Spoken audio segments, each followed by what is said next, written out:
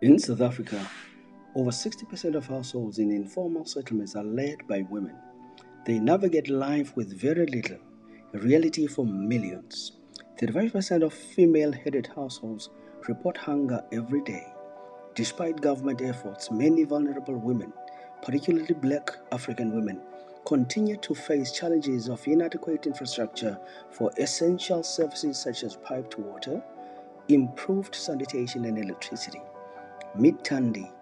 Like millions of women in South Africa's informal settlements, her day begins with challenges. It continues from dawn till dusk. No water, no roads, no sanitation, no safety nets. Yet she persists. Her story is one of many. She is among the 67.8% of women relying on social grants to survive. Yet she fights for her children's education, for a job in a system where 35% of women face unemployment.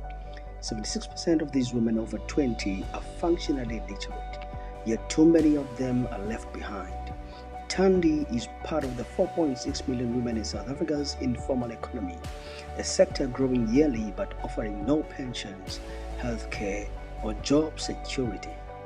Yet despite these gains, many women still struggle with high rates of job insecurity and low wages, which often do not provide adequate social protection, a human rights imperative.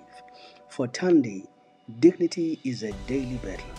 Labor force participation among women stood at 55.2% in the last quarter of 2024, with an overall employment to population ratio of 36.5%. Meanwhile, the unemployment rate for women remains elevated at 33.9%. These statistics point to a dual challenge. Not only do many women have limited access to secure formal employment, but the precarious nature of informal work further compounds their economic vulnerability. For women in informal settlements, these economic challenges are intertwined with daily struggles for adequate housing and basic services. She demands an end to the shadow of gender-based violence that haunts 1 in 3 women in South Africa. But Thandi's story isn't just a struggle against social injustice, it's resilience every day of her life. For over 30 years, the Beijing Declaration has promised rights, equality, and empowerment. For women in townships, rural areas, and informal settlements, the fight continues. This International Women's Day, as Afesis, we stand with her. Let's turn promises into action, because when she thrives, communities rise.